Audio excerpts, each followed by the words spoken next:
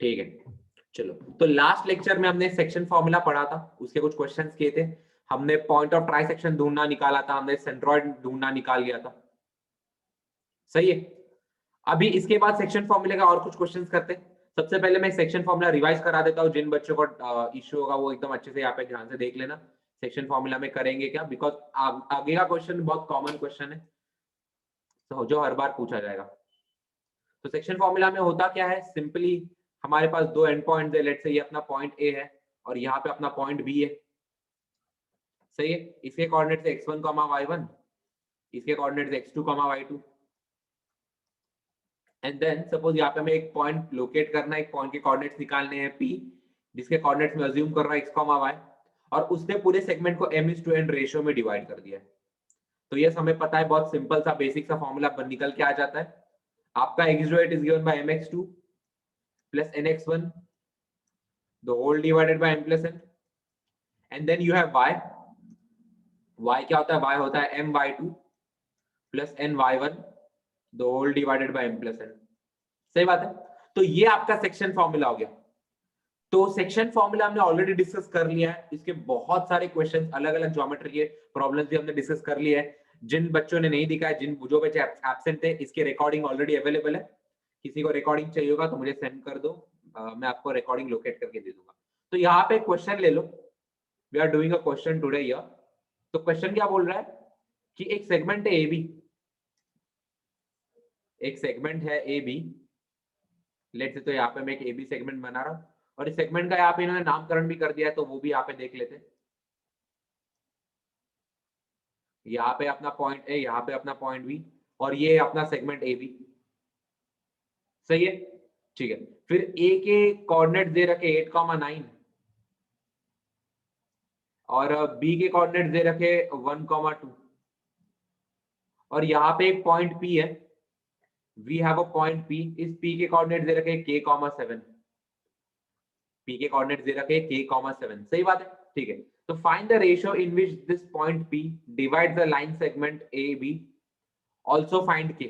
तो बेसिकली यहाँ पे हमें ये m:n पता नहीं क्या है, तो ये m/n की हमें वैल्यू निकालनी है, इस रेशियो की वैल्यू निकालनी है, ऑल्सो हमें k का वैल्यू निकालना है। तो जिन जिन बच्चों को क्वेश्चन क्लियर है, मुझे थम्स अप देके बताओ, चलो जल्दी से। तो चलो बेसिकली इस क्वेश्चन को कैसे करना है देख लो। सबसे पहले तो यहाँ पे हमें रेशियो निकालना है, m:n का रेशियो निकालना है, और हमें k की वैल्यू ढूंढनी है।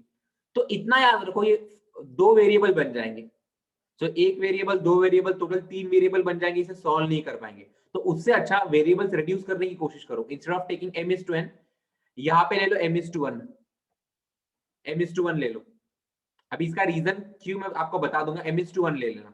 तो ये m:n नहीं लेना हमें, जब भी उल्टा दिया है कि पॉइंट दिया है रेशियो निकालना है, जब भी उल्टा दिया है तभी आपको m:n लेना है हमेशा, इतना याद रखो, सही है, ठीक है। अभी आगे प्रोसीड करेंगे, आगे सॉल्व करना प्रोसीड करेंगे, कैसे करेंगे। सबसे पहले तो सेक्शन फॉर्मूला लगा देंगे, अपना पॉइंट P है, उसने सेगमेंट AB को m:n रेशियो में डिवाइड किया है, तो सेक्शन फॉर्मूला लगा देंगे कि आपका जो K है, K किसके बराबर होगा,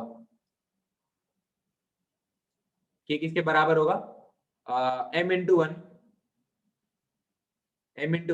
plus 1 × 8 the whole divided by m+1, और आपका 7 किसके बराबर होगा, आपका 7 बराबर होगा, सेक्शन फॉर्मूला लगा रहा हूं basically, m:2 plus 1 × 9 the whole divided by m+1।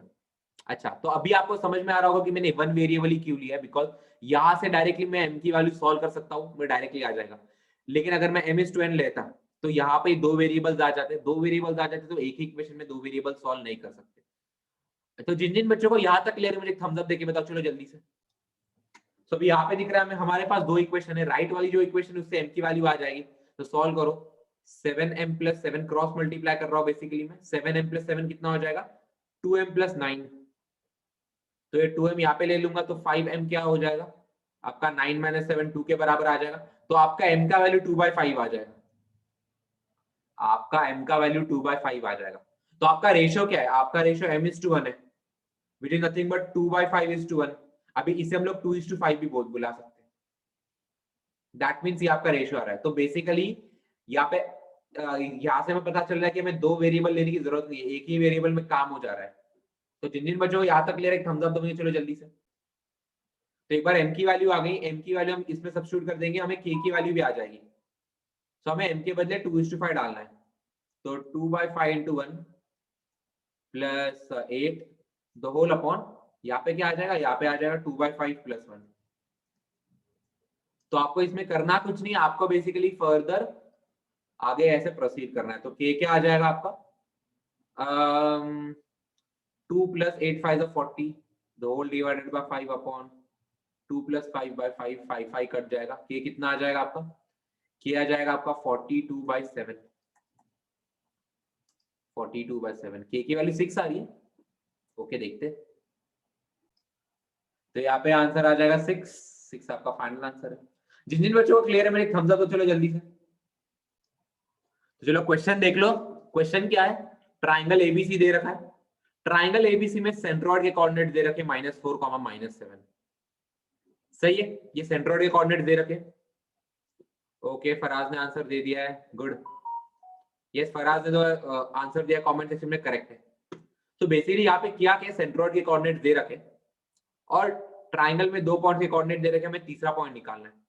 तो जो पॉइंट निकालना है उसे अज्यूम करेंगे लेट सी के कोऑर्डिनेट्स भी x, y और हमें x और y की वैल्यू फाइंड करनी है। सही है, तो लेट से ये अपना ट्राइंगल ए है, सॉरी अपना पॉइंट ए है, इसे -14, -19 बुला रहा हूं मैं, इसे मैं अज्यूम करूंगा x1, y1। फिर उसके बाद अपना पॉइंट बी है, पॉइंट बी अपना 3, 5, उसे मैं अज्यूम करूंगा x2, y2। और फिर अपना पॉइंट सी है, उसे मैं अज्यूम करूंगा x3, y3। चलो एक्स वाई नहीं लिखते बिकॉज x3, y3 लिख रहा हूं मैं, x3, y3 बेटर रहेगा। सही है, उसके बाद सेंट्रोइड का फॉर्मूला लिखेंगे। सेंट्रोइड का फॉर्मूला क्या है, x1 + x2 + x3 the whole divided by 3, y1 + y2 + y3 the whole divided by 3। Basically आपके सेंट्रोइड का फॉर्मूला है। और ये क्या दे रखा है, ऑलरेडी इन्होंने सेंट्रोइड दे रखा है -4, -7 -4, -7 इन्होंने सेंट्रोइड दे रखा है। तो अभी आपको करना कुछ नहीं, आपको सिंपली बस वैल्यू सब्स्टिट्यूट करनी है। वैल्यू सब्स्टिट्यूट करके आपका यहाँ पे काम हो जाएगा। x1 के बदले डालूंगा मैं -14 प्लस x2 के बदले डालूंगा मैं 3 प्लस x3 की वैल्यू दी नहीं है, उसके बदले सिंपली x3 लिखूंगा द होल डिवाइडेड बाय 3। ये किसके बराबर हो जाएगा, ये -4 के बराबर हो जाएगा। एंड जो y कोऑर्डिनेट है y1 + y2 + y3/3, y1 के बदले लिखूंगा मैं -19, y2 के बदले लिखूंगा मैं 5, y3 के बदले लिखूंगा कुछ नहीं बिकॉज y3 तो y3 निकालना ही है, द होल डिवाइडेड बाय 3। ये किसके बराबर हो जाएगा, -7 के बराबर हो जाएगा। दैट्स इट, आपको बस ये दो इक्वेशन सॉल्व करने, x3 y3 निकालना है। जल्दी से करो चलो। बेसिकली इसे आगे कैसे करेंगे, बस हमें नॉर्मल क्रॉस मल्टीप्लाई करना है। आपका -14 + 3 कितना हो जाएगा, -11 प्लस x3, ये किसके बराबर हो जाएगा, ये -12 के बराबर हो जाएगा। तो आपका x3 क्या आ जाएगा, x3 क्या आ जाएगा, ये 11 यहाँ पे आ जाएगा तो 11 - 12 हो जाएगा। कितना आ जाएगा आपका x3, आपका x3 आ जाएगा -1। चेक कर लो एक बार सब लोग। उसके बाद अभी हमें सॉल्व करना पड़ेगा y3 के लिए, कुछ नहीं करेंगे बस क्रॉस मल्टीप्लाई। यहाँ पे -19 + 5 कितना हो जाएगा, -14 प्लस y3 = 3, यहाँ पे मल्टीप्लाई हो जाएगा, बन जाएगा -21। तो आपका y3 क्या आ जाएगा, -14 वहां पे आके +14 हो जाएगा, 14 - 21 विच इज नथिंग बट -7। तो आपका y3 जो है -7 हो जाएगा। तो आपके c के कोऑर्डिनेट्स क्या हो जाएंगे, c के कोऑर्डिनेट्स हो जाएंगे -1, -7। जिन जिन बच्चों को यहाँ तक क्लियर है थम्स अप दूंगे, चलो जल्दी से। तो हम अगला टॉपिक स्टार्ट करेंगे, एरिया ऑफ ट्राइंगल। जाहिर सी बात है ट्राइंगल की बात हो रही है तो ट्राइंगल का फिगर बन जाना चाहिए। तो यहाँ पे एक ट्राइंगल का फिगर बना लेते हैं हम लोग। एक रैंडम ट्राइंगल बनाएंगे, जनरलाइज ट्राइंगल बनाएंगे, क्योंकि ये स्पेशल केस नहीं, ये जो फॉर्मूला लिखने जा रहा हूं मैं, it is valid for all type of triangles. This formula is valid for all type of triangles. तो यहाँ पे लेट्स से पॉइंट ए है, ए के कोऑर्डिनेट्स x1, y1। उसके बाद वी हैव बी के कोऑर्डिनेट्स, बी के coordinates x2, y2। And finally we have c के कोऑर्डिनेट्स, सी के coordinates x3, y3। x3, y3। सही। अभी आपका क्वेश्चन ये है कि अगर आपको ट्राइंगल के वर्टाइसेस के कोऑर्डिनेट्स दे रखे और आपको ट्राइंगल का एरिया निकालना है तो कैसे करेंगे। तो इसका फॉर्मूला है area is given by half times, कोई बताएगा मुझे फॉर्मूला। सो हाफ लिख दिया आपने, उसके बाद ये लिखो x y minus Y plus X Y minus Y plus X Y minus Y. एक बार ये लिख लिया, उसके बाद देखो कैसा, इसके बाद ये प्रोसीजर आपको रिपीट करनी है, 1 2 3, उसके बाद 2 3 1, फाइनली 3 1 2। That's it. ये हो गया आपका एरिया ऑफ ट्राइंगल का फॉर्मूला। फिर से बता रहा हूं कैसे करना है। ये x1 y1 x2 y2 x3 y3 coordinates है ट्राइंगल के वर्टाइसेस के। उसके बाद एरिया होता है आपका हाफ टाइम्स, ब्रैकेट में लिखना है x y minus Y plus x y minus Y plus x y minus Y. उसके बाद बस यहाँ पे ये लिखना है 1 2 3 से स्टार्ट करना है, तो 1 2 3, उसके बाद यहाँ पे आएगा 2 3 1 एंड फाइनली यहाँ पे आएगा 3 1 2। तो जिन जिन बच्चों को फॉर्मूला क्लियर हुई थम्स अप दो चलो जल्दी से। चलो तो हमें एरिया ऑफ ट्राइंगल निकालना है। सबसे पहले अज्यूम करेंगे चीजें, बेसिकली x1 कौन सा है, y1 वो सारी चीजें। तो एक आपका कोऑर्डिनेट है -1, 2, इसे हम लोग लिखेंगे x1, y1। उसके बाद है आपका पॉइंट बी के कोऑर्डिनेट से 5, 3, 5, इसे हम लोग अज्यूम करेंगे x2, y2। And finally we have point C को पॉइंट से अपना 2, -6, इसे हम लोग लेंगे x3, y3। सही है। ये मार्क में इसलिए करने बोलता हूं बिकॉज बाद में कंफ्यूजन नहीं होता फिर, या x1 किसको लेना है, y3 किसको लेना है, बहुत कंफ्यूजन होता है। उससे अच्छा एक बार आप मार्क कर लोगे तो बहुत इजी पड़ता है, बहुत बेटर पड़ जाता है। सही बात है, ठीक है।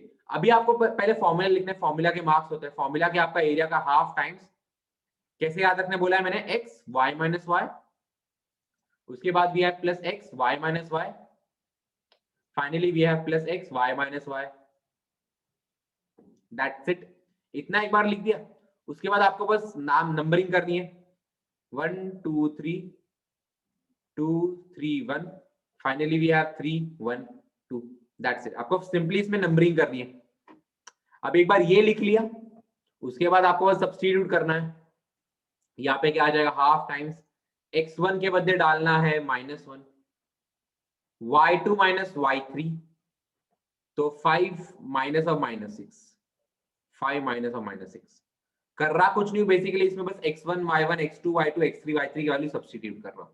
प्लस x2 के बदले आएगा 3, y3 माइनस y1, तो y3 के बदले -6, y1 के बदले 2 -2, प्लस x3 है आपका 2, 2 टाइम्स y1 माइनस y2, तो 2 माइनस 5। That's it. किया कुछ नहीं है, बस वैल्यूज ले लेके सब्स्टिट्यूट किया है, और कुछ इसमें किया नहीं है। बस अभी आगे बढ़ेंगे। इसमें क्या हो जाएगा, ये हाफ टाइम्स -5, 5 प्लस 6 बन जाएगा। ये 5 प्लस 6 इज 11, 11 टाइम्स -1 इज -11। अच्छा, भाविका का आंसर आ गया है, लेट्स सी, 3/2, लेट्स सी आ रहा है। उसके बाद यहाँ पे क्या आ जाएगा, यहाँ पे -11 आ रहा है। Then -6 -2 is -8, -8 times 3 is -24, and finally we have 2 minus 5 is -3, -3 into 2 is -6, the whole divided by 2। तो ये चीज क्या हो जाएगी, सबसे पहले से कर लेंगे अच्छे से। 24, ये बेसिकली ऐड हो रहा है सब कुछ। 24 प्लस 11 कितना हो जाएगा, 35, 35 में 6 ऐड कर देंगे, कितना हो जाएगा, 41। आई होप मैं करेक्ट कर रहा हूँ, सही है। ये कितना हो जाएगा, -41/2।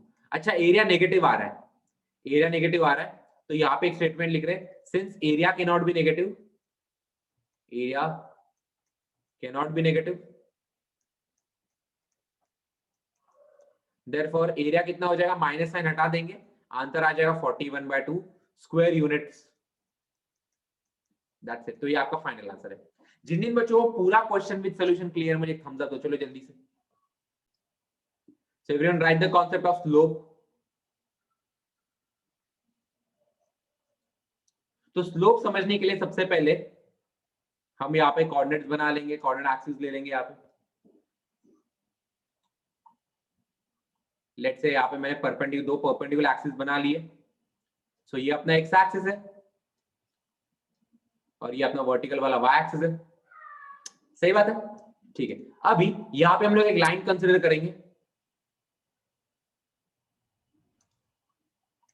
लेट्स से आपका लाइन है, ग्रीन कलर में जो बना रहा हूं ये अपना लाइन है, सही है।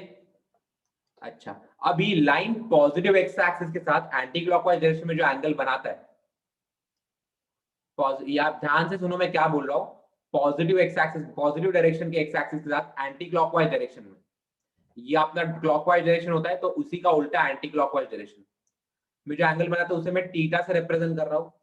और ये जो थीटा इसका एक स्पेशल नाम है, इसे बुलाते हैं इंक्लिनेशन, इसे हम लोग बुलाते हैं इंक्लिनेशन। सही है। अच्छा, तो यहां पे मैं आपको स्लोप का फॉर्मूला बता देता हूं। स्लोप का formula is given by tan theta, तो जो भी इंक्लिनेशन उसका tan ले लेंगे तो स्लोप आ जाएगा, तो slope is given by tan theta.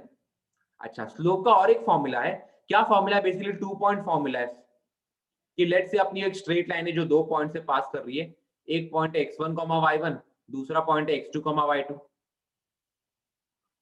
x1, y1 and then we have the second point which is nothing but x2, y2। तो इस केस में अगर ऐसा दे रखा है तो इस केस में स्लोप का फॉर्मूला बन जाता है y2 - y1 upon x2 - x1, difference in y coordinate divided by difference in x coordinate, that's it. तो ये आपके स्लोप के फॉर्मूला है। बेसिकली स्लोप से हमें क्या मिलता है, स्लोप का मीनिंग क्या है, it is a measure of steepness, measure of steepness.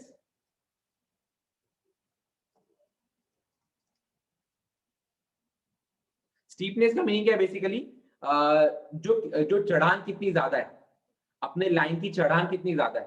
I mean अगर आप एक फ्लैट सरफेस पे चल रहे हो तो उसमें स्टीपनेस कुछ भी नहीं है, बट अगर आप एक एकदम वर्टिकल माउंटेन पे चढ़ रहे हो तो उसका स्टीपनेस बहुत ज्यादा है। तो बेसिकली शुद्ध हिंदी में बोलने जाएंगे तो उसे बोलेंगे चढ़ान। तो स्लोप आपको बेसिकली इसका मेजर देता है किसी भी लाइन का, कि उसका स्टीपनेस कितना ज्यादा है, वो कितना ज्यादा इंक्लाइंड है। तो यस, स्लोप होता है tan थीटा, और उसका दूसरा फॉर्मूला है, अगर इंक्लिनेशन नहीं दिया, अगर पॉइंट दे रखा है तो x1, y2 - y1 upon x2 - x1। तो जिन जिन बच्चों को क्लियर है मुझे एक थम्स अप दो चलो जल्दी से। सो एक बार आपने ये पढ़ लिया, एक बार आपने ये पढ़ लिया, उसके बाद देखेंगे कि इसे कुछ पॉइंट देख लो तो नोट लिख लो यहाँ पे सब लोग। नोट, नोट में क्या है, पहला पॉइंट लिख लो कि parallel lines have equal slope, parallel lines have equal slope.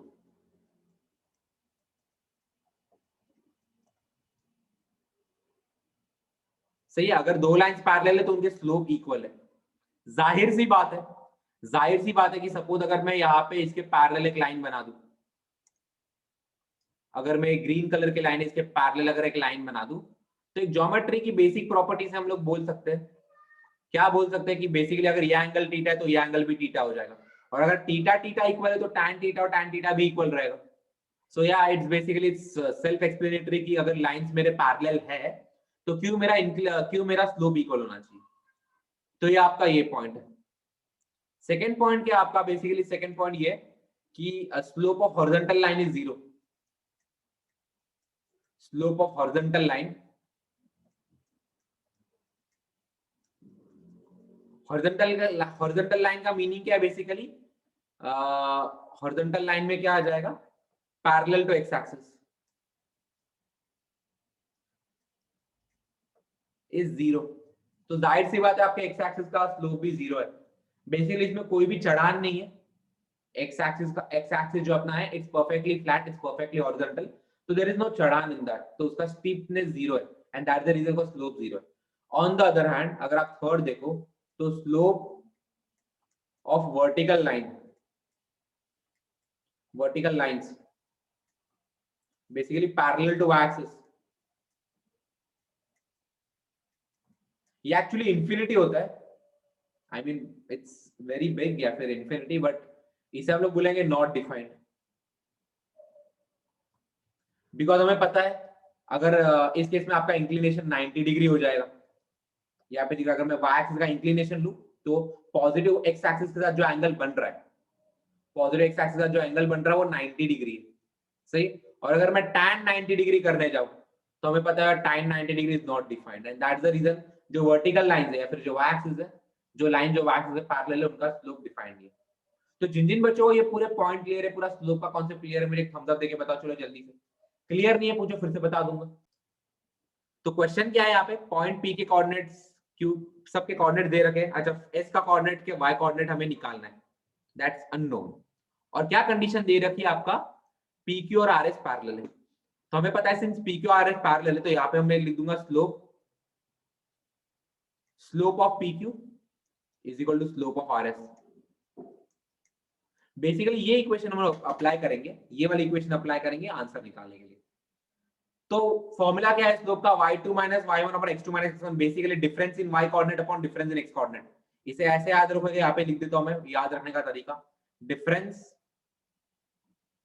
Difference in y coordinates upon difference in x coordinate. तो बेसिकली करना क्या आपको, बेसिकली डिफरेंस लेके सब्ट्रैक्शन लेके आंसर निकालना होगा। अर्थ का आंसर आ गया है, देखते हैं आंसर मैच करता है कि नहीं सब लोगों से। तो यहाँ पे PQ का स्लोप क्या होगा, y कोऑर्डिनेट का डिफरेंस क्या है 6 minus 4 divided by x coordinate का डिफरेंस क्या है 3 माइनस 2 इज इक्वल टू, इसमें भी सेम एग्जैक्टली वही करेंगे, difference in y coordinate k minus 1 the whole divided difference in x coordinate 5 minus 3। सही बात है, ठीक है। अभी आगे बढ़ते हैं, 6 माइनस 4 कितना हो जाएगा आपका 2, the whole divided by 3 minus 1 कितना हो जाएगा आपका 1 is equal to k minus 1 upon 5 minus 3 कितना हो जाएगा 2। यहाँ पे क्रॉस मल्टीप्लाई कर देंगे, आपका k माइनस 1 किसके बराबर हो जाएगा 2 इंटू 2 4 हो जाएगा। तो यस यहाँ से आपके k का वैल्यू आ जाएगा 5। दैट्स इट, एकदम सादा सिंपल सा क्वेश्चन है। जिन जिन बच्चों को सॉल्यूशन क्लियर है थम्स अप दो चलो जल्दी से।